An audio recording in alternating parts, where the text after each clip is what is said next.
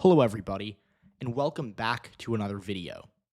In today's video, we will be taking a look at the state of Wisconsin, and I'll be detailing why I believe that this state presents a pretty interesting challenge for Republicans in 2026. I've been looking into the 2026 midterms more.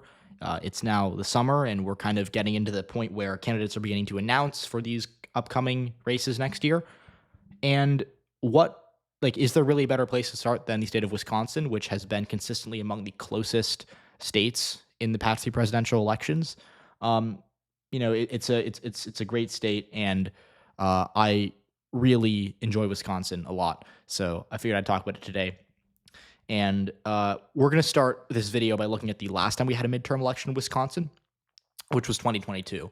And 2022, both parties could kind of claim victory. I'd argue it was a bit better for Democrats than it was for Republicans. Obviously, the Republicans won the big race, which was the Senate race, but it was by less than expected. They were expected to win by 4 or 5, maybe even 6. They won by 1%.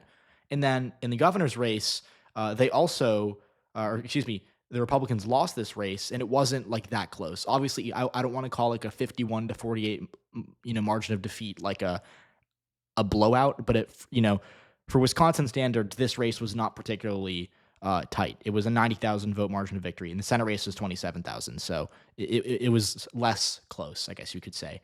And then finally, in the most competitive House race, which comes in the 3rd district, this is more working class. This is where the city of La Crosse is. This is where it's kind of like known as the Driftless region. The Republicans won, but again, they wanted to win by more, and it wasn't like a huge mandate performance for them the way that they were expecting. So overall, what I think you're kind of looking at right here is a 2022 midterm that was okay for Republicans. They won the big race, the Senate race. It would have been really bad for them if they didn't win that race. But there were some cracks beneath the surface. And the good news for Republicans, though, and this is despite those cracks, was that in 2024, with a very different electorate, they were able to win the state. And this is mostly because what we saw was that the rural counties, if you compare them to like just how Democrats did gubernatorially in the 2022 elections, especially in this western part of the state, got a lot redder, right? Like there's a couple of counties here that voted for Tony Evers. Like this is like Vernon County. It's not super big. It's not super like vote heavy, but Vernon County, Evers won by 1.5 and he was well within a point in Crawford County. If you compare that to 2024, Crawford County, Trump won by 14. It wasn't even close, and he won Vernon County by 8. So we saw, and those are just two examples. I could go county by county, but we don't really have time for that. But like, I think you get the idea. A lot of these counties swung like 10, 12 points towards, or even in the case of Vernon County, right, they outright flipped, and they were favorable to Donald Trump. And that wasn't, maybe it was a little bit in part because there are people who voted for Tony Evers this in 2022 and then voted for Donald Trump.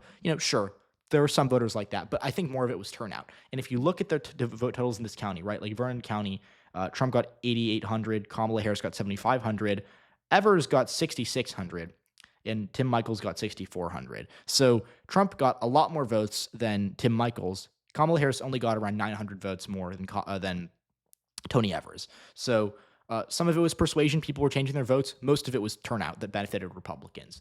And that's kind of the name of the game here for today's video.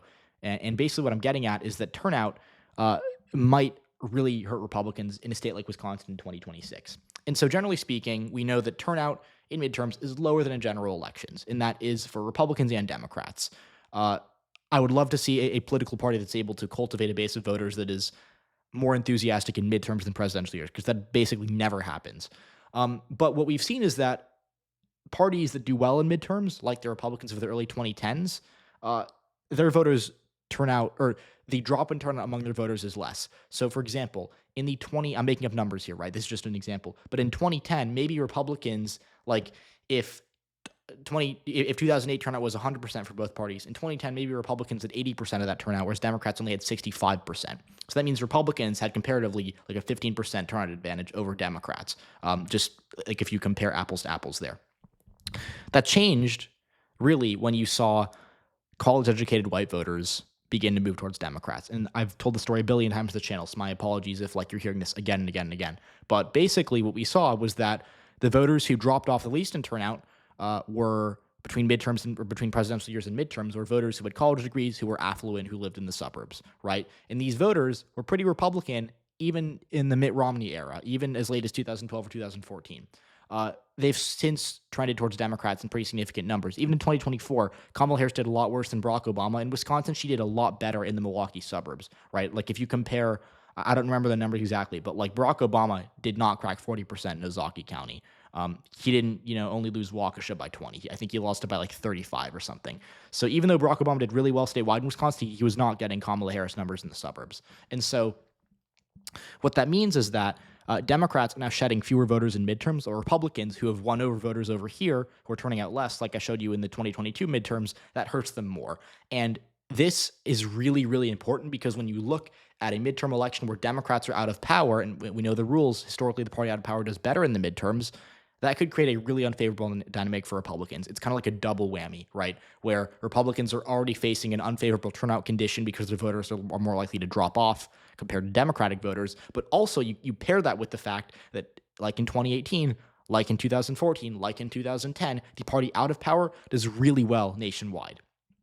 And so that means that Wisconsin in 2026 could be a uniquely bad state for the GOP. Because in some states, like go to a state like Nevada or North Carolina, right? Like these are two good examples. Democrats in 2022 actually, in many ways, did suffer their own turnout losses because we saw in North Carolina is a good example. In that Senate race, the Democratic candidate actually did really well with white voters compared to Joe Biden from 2 years prior. Sherry Beasley basically held the line. If not, she had in sub-counties, she did a little bit better. But the black percentage of the electorate dropped compared to 2020 by a little bit. And that little bit was pretty consequential in a state like North Carolina that's, generally pretty close. So overall, what you see is that in some states where Democrats rely like on, for example, black voters or Hispanic voters, or in extreme cases like maybe like rural or working class voters, the turnout can hurt them more. But in a state like Wisconsin, where the Democratic base, is obviously Democrats still win black voters in Wisconsin, so maybe Milwaukee could hurt them a little bit because there's I believe Milwaukee, the electorate there, a huge chunk of that are black voters. But like broadly, Democrats in Wisconsin, they have to rely, because it's such a white state, they rely on white voters, across the state, whether it be in Madison or La Crosse or the suburbs of Milwaukee. So that's what kind of makes Wisconsin unique.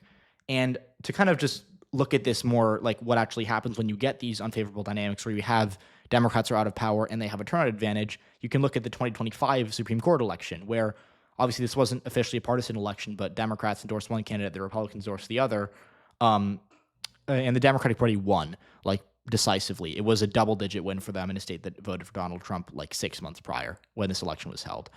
And as you can see, Democrats, right, looking at these counties, Vernon County and Crawford County, they voted for the Democratic candidate, Susan Crawford. So clearly, some of it was Trump voters switching, but I think more of it was just that Trump voters were turning out less than Harris voters. And we've seen estimates of this from Split Ticket, who I'm actually about to reference in a second here. But Split Ticket estimated that the electorate in Wisconsin in 2025 was like Harris plus 5 or Harris plus 6. So yeah, a fair number of voters who voted for Donald Trump voted Democrat this election. But more of the margin came from the fact that the Democratic turnout was just better than Republican turnout comparatively. And so to kind of just go over to Split Ticket, who I'm a big fan of, we can kind of look at this, and they wrote about this in the lead up to this election. I think they published this a few days prior, and in this article, they do predict that Crawford's going to win, and it's pretty simple. And there's really two kind of like pictures, or I should say infographics, technically, that I want to show you. The first is this one, where you can kind of look at how between the 2023 Supreme Court election, which was the same as this, Democrats won it by double digits. It was an off-year spring Supreme Court election. It was basically the same result. It was just 2 years prior, because they didn't have data if the election didn't happen at this point, right? But comparing 2023 to 2024, the presidential year, we saw that voters who were wealthy made up a higher share of the electorate in 2023, and that voters who had above average educational attainment also dropped in terms of their share of the electorate. And because it's literally a zero-sum game, just mathematically, we saw rural voters increased, we saw less wealthy voters increase, and we saw people who were, or actually this is, they're comparing like the unemployment rate. We saw voters who were less likely to have a job. They also increased. And so those are demographics over here in the red that are more favorable to Republicans, whereas over here, more favorable to Democrats. And that's why in 2023 you had an electorate that was pretty blue, but in 2024 you had an electorate that ended up voting for Donald Trump. And so that's really the name of the game. And you can actually look at like this actually in a fascinating way, kind of just through this, a pretty clear, I think this is like a point, if I had to guess, a 0.5, R squared here. But really what we're looking at is that, just looking at like mail-in ballots leading up to this 2025 Supreme Court election, we saw that there was a pretty clear correlation between the level of, I believe this is by town, by the percentage of the vote that Kamala Harris got and by the percentage of mail-in votes that had been turned in compared to the presidential election, right? So just to kind of break this down, towns that were like super unfriendly to Harris, where she only got like 10 to 20 to 30% of the vote, they were turning in only like 20 to 25 or 30% of their mail-in ballots relative to 2024. Whereas, go to a town that was 80 or 90% for Harris, it was up. And actually, it looks like the best town, for whatever reason, that was super excited to vote in this Supreme Court election was like 60-something% for Harris. So, she was winning it. And this line shows you that, like, the correlation is more in this direction, where the towns that were more favorable to Harris were in fact turning in more mail-in ballots relative to the previous presidential year. It's the same thing with early in-person voting. So it's a bit, I think it's a bit weaker of a correlation by the looks of it, but it's it's the same. It's the same thing, right? Just looking at this chart, you can see the towns that are more friendly to Harris were voting early more often, and that's why you had an electorate that looked like this, where Democrats won decisively. And so I don't think the Democrats are going to win the governorship by 10 points next year, and I don't think that they're going to win this House seat, this House seat right here by a decisive margin. But I do think that when you have a Republican Party that, especially with this incumbent, is not very popular, when you have a midterm election, historical trend that generally favors the party out of power, and you combine that with a very powerful Democratic turnout advantage, you can get some pretty interesting results.